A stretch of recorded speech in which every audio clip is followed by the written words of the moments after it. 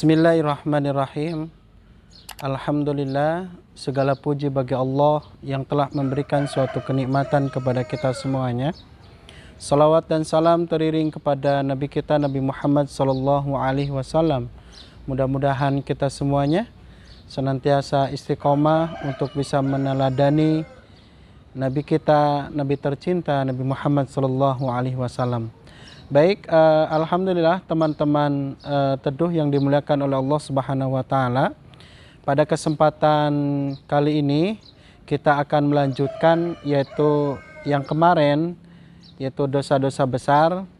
Maka sekarang masih berkaitan dengan dosa yaitu dosa besar. Yang kemarin kita membahas itu asyirkul akbar. Kemudian yang sekarang kita akan membahas secara sederhana, secara singkat, insya Allah yaitu asyirkul asgor. Perbedaannya teman-teman, kita telah mengetahui perbedaan antara asyirkul akbar dan asyirkul asgor.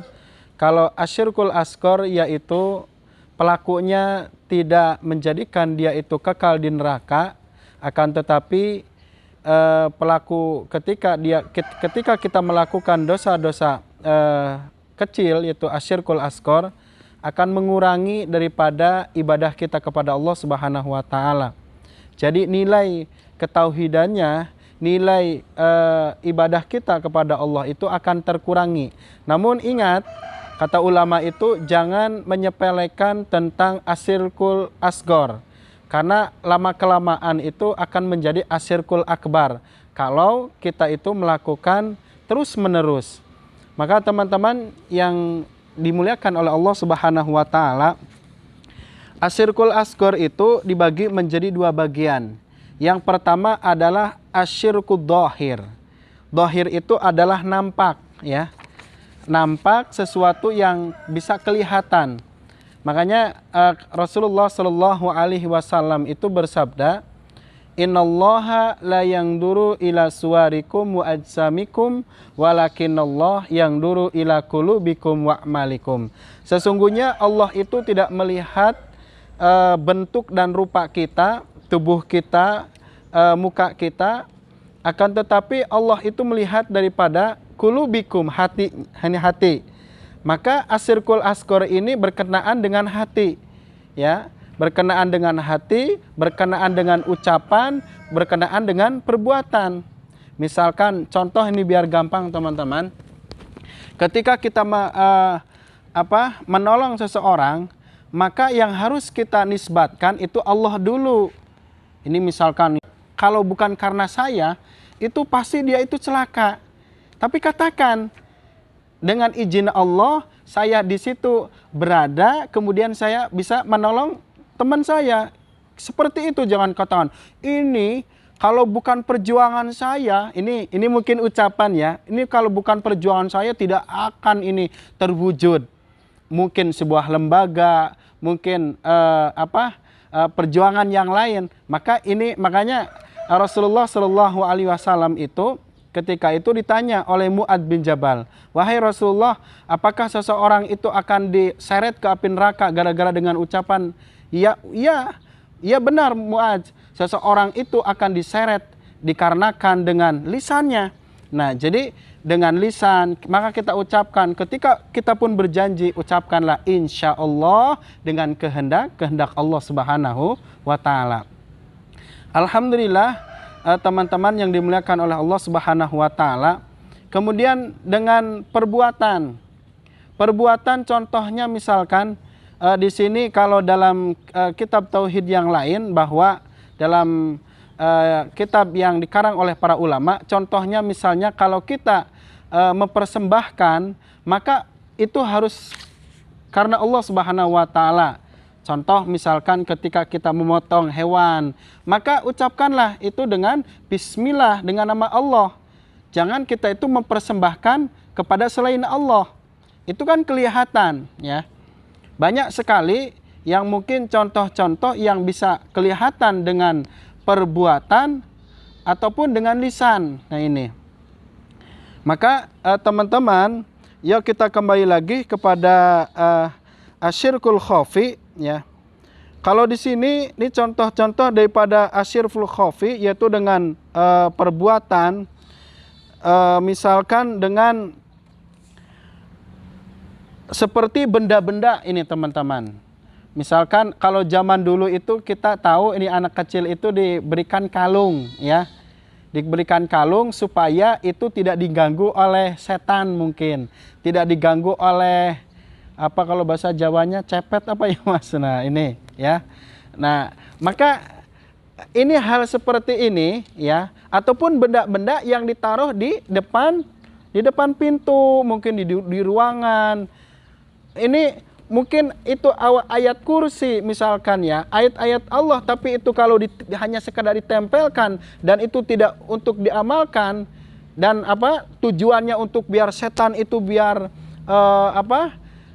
biar tidak mengganggu, mungkin biar tidak menghalangi dari tidak mengganggu dari keburukan-keburukan, itu adalah salah.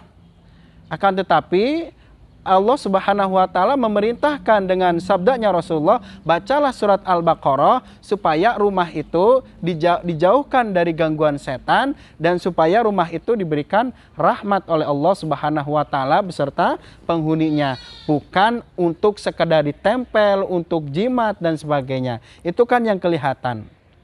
Kemudian teman-teman, yang selanjutnya adalah asyirkul khafi. Syirkul khafi ini adalah yang tidak pernah kelihatan. Akan tetapi ini banyak sekali yang kita ini tidak terasa. Misalkan kita ini sholat ya. Sholat ini diperbagus kalau kita dilihat mungkin calon mertua ataupun kita ini oleh sahabat. Yang jelas ketika kita melakukan amalan itu tidak dipersembahkan untuk Allah. Ataupun mungkin baca Al-Quran biar kita dikatakan ahlul qori, diperbagus bacaannya. Nah, maka oleh karenanya maka marilah kita itu untuk menjaga hati, yaitu asyirkul asghar, supaya kita ini tidak terkurangi dalam setiap amalan. Kita berlindung kepada Allah Subhanahu wa taala. Oleh karenanya selalu Rasulullah itu mengingatkan supaya kita ini takut dengan asyirkul khafi. Maka dalam sabda Rasulullah Shallallahu Alaihi Wasallam, sesuatu yang paling aku khawatirkan menimpa kalian, ini Rasulullah itu memberikan sebuah nasihat, yaitu asyirkul khafi, syirik yang tidak kelihatan. Maka para sahabat itu bertanya, wahai Rasulullah, yang seperti apa? Maka Rasulullah menjawab, ar-riya.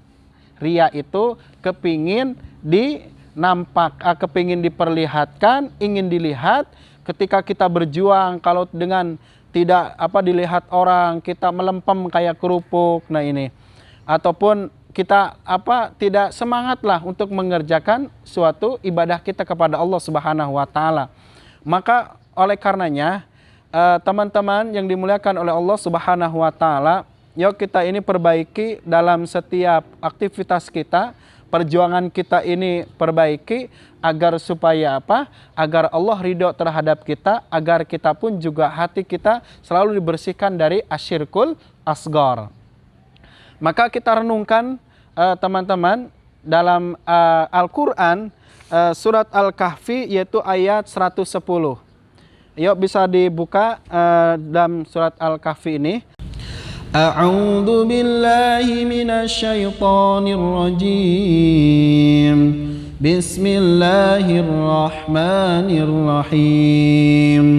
Faman kana yarju liqa'a rabbih فمن كان يرجو لقاء ربه فليعمل عملا صالحا ولا يشرك بعبادة ربه أحدا. Shadaqallahul Adzim. Teman-teman, artinya kurang lebih begini. Barang siapa yang mengharapkan perjumpaan dengan Allah, kita ingin berjumpa dengan Allah nanti di akhir, di yaumul qiyamah, maka salah satunya adalah falyamal amal soleh. Maka beramalah dengan amalan yang baik. Amalan yang baik itu, amalan soleh itu, para ulama menafsirkan bahwa tidak dicampur adukan dengan kesyirikan. Baik itu dengan asyirkul akbar maupun dengan asyirkul asgor. Insya Allah kita perjumpaan kita dengan Allah Subhanahu Wa Taala nanti di yaumul kiamah, di yaumul kiamah kita akan bertemu. Dan selanjutnya wala yusrik bi ibadati rabbihi ahada. Yuk kita renungkan kembali. Ada dalam hadis sahih ini, yaitu 3 laki-laki yang dihisab dan bahkan itu dilemparkan oleh Allah dikarenakan dia tidak mengikhlaskan dalam setiap perbuatan. Yang pertama adalah manusia yang berjuang di jalan Allah ini, yaitu dia mengorbankan siang malam, akan tetapi dia itu ingin disebut seorang pahlawan, ingin disebut mujahid. Ketika dia itu diadili oleh Allah, maka kamu bohong, kadzib, bohong. Kamu beramal, mengerjakan semua itu bukan karena ingin untuk Allah menegakkan kalimatullah, akan tetapi semuanya itu supaya diberikan gelar pahlawan, pejuang. Maka itu diseret oleh Allah Subhanahu wa Ta'ala. Yang kedua adalah orang yang gemar dan dermawan. Dia selalu, ya, akan tetapi dia itu tidak karena untuk Allah. Mungkin bisa juga ingin disebut orang yang paling dermawan di sekitarnya, bisa ingin disebut orang yang paling baik. Namun akhir dari perjalanannya dihisab oleh Allah Subhanahu wa Ta'ala, dia dilemparkan ke neraka. Kemudian yang ketiga adalah orang yang qari, ya. Orang yang qari, orang yang hafidul Quran. Ini hati-hati teman-teman. Kita semuanya berduduk di majelis taklim, belajar ilmu agama, tidak lain agar kita mempersiapkan diri kita ini untuk menghadap Allah, supaya nanti kita ini hisab kita diringankan oleh Allah Subhanahu wa Ta'ala. Sebenarnya ketiga ini itu orang yang luar biasa, orang yang hebat, orang pejuang, kemudian orang yang berjuang di jalan Allah, orang yang dermawan menginfakkan hartanya di jalan Allah, kemudian orang yang hafid dalam menghafal Quran ataupun hadis yang lain. Akan tetapi dia tidak diperhatikan yang namanya hati. Betapa pentingnya kita ini untuk bisa memanage hati, memperbaiki hati, yaitu setiap apa yang kita lakukan harus murni karena Allah Subhanahu wa Ta'ala. Mudah-mudahan kita dijauhkan dari asyirkul akbar dan asyirkul asghar. Mudah-mudahan teman-teman yang singkat ini, pembahasan ini mudah-mudahan bermanfaat. Kurang dan lebihnya mohon maaf. Assalamualaikum warahmatullahi wabarakatuh.